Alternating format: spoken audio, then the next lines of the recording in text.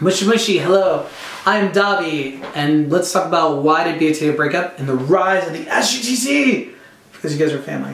So let's go into that. History on Blood on a Dance Floor. I started Blood on a Dance Floor on my birthday back in September 5th of 2006.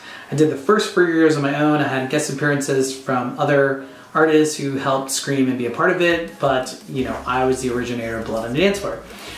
Jane later on joined, and we had a really fun run for the past 6 years of doing that. And the last 3 years of it, we had a falling out. There was creative differences. There was things that we didn't see eye to eye. So, there was just a rift there, and things, we just slowly grew away. He wanted to do his thing. I wanted to do my thing.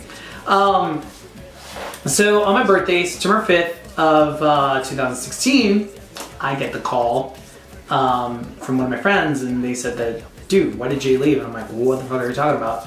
So I texted him, I'm like, yo dude, what's going on? Like, I saw this statement he wrote online, and he just left, and he's like, I don't want any drama from this, and I just want things to be cool. And I said, hey man, that's fine. I was like, I want you to be happy. I want you to do what makes you happy. If you don't want to be in the band anymore, that's cool. I was like, we all wish you the best. And I even wrote a statement that I posted on Instagram that was very positive. I was like, hey man, he wants to go do his own thing. That's cool. I support it.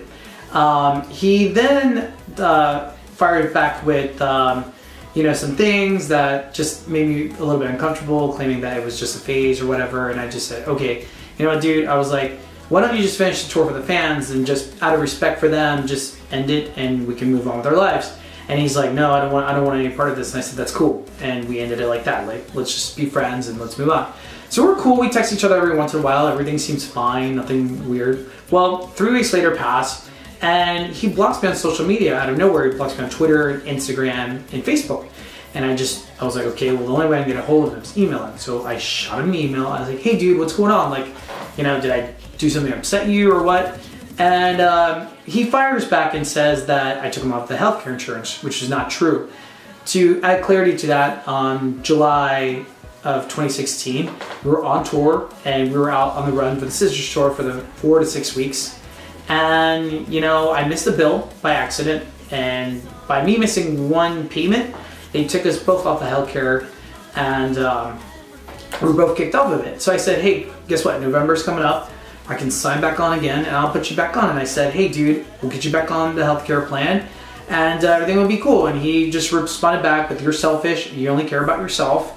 And basically just said that, like, I don't need your pity and all this stuff. Like, he just replied back in a negative way. So I was like, dude, I don't want there to be beef. I just want us to be cool, and like I said, I got your back, and I want to help you out. I understand your situation. And he just totally just went negative with it, and I was like, all right, whatever.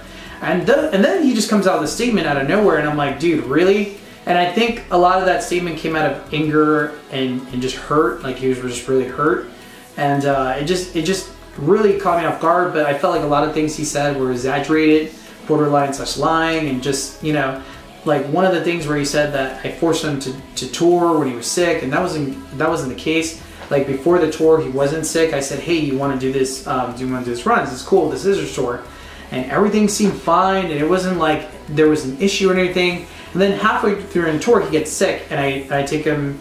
I remember it was in Chicago, it was in Joliet area, and I took him to the clinic at 8 or 9 in the morning. We paid him out of the pocket of what we made that night.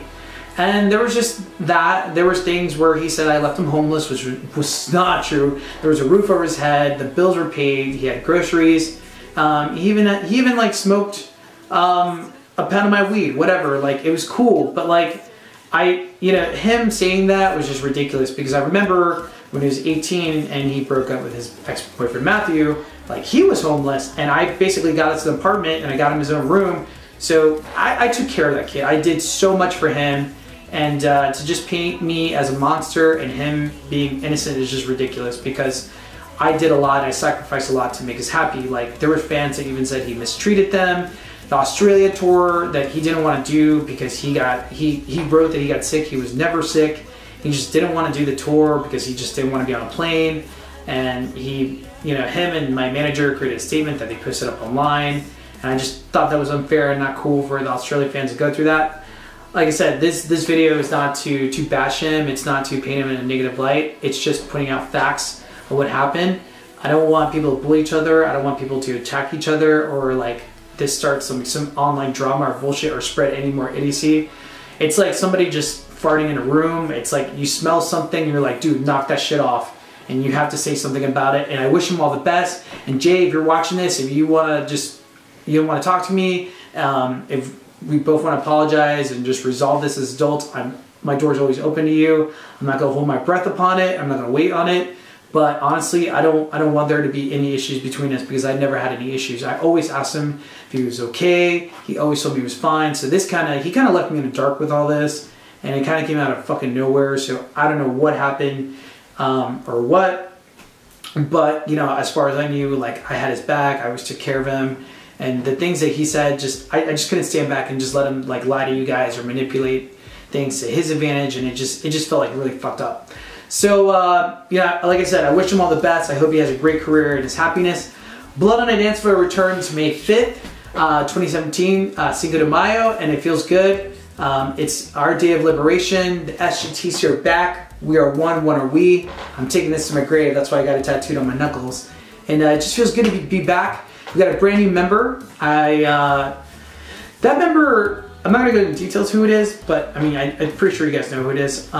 But that person brought something to my attention, and before I left the band, I felt like there was a heavy burden. There was this expectation that I feel like you guys would never have filled again.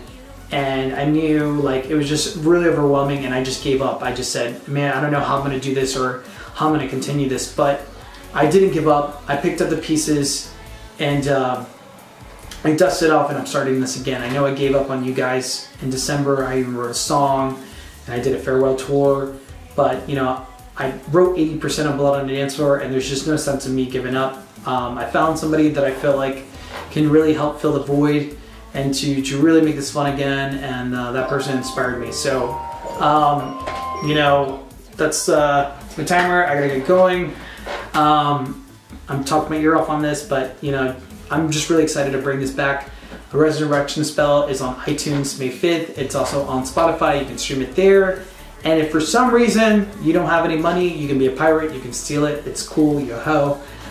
Just do whatever makes you happy. But you know, I'm doing this for me. It's about the music, not about the money. And I love what I do, and I love my fans so much, and I love doing this, and this just brings me a lot of joy. So we're back, stronger than ever. Blood is like a zombie. You can't kill us. We come back stronger. With my rage and revenge, we will build a perfect monster. Lyrics from my upcoming song, Resurrection Spell. Check it out. I'm signing off. Thank you for watching this. Thank you for taking time out of your day. One love. May joy be with you. We are one are we.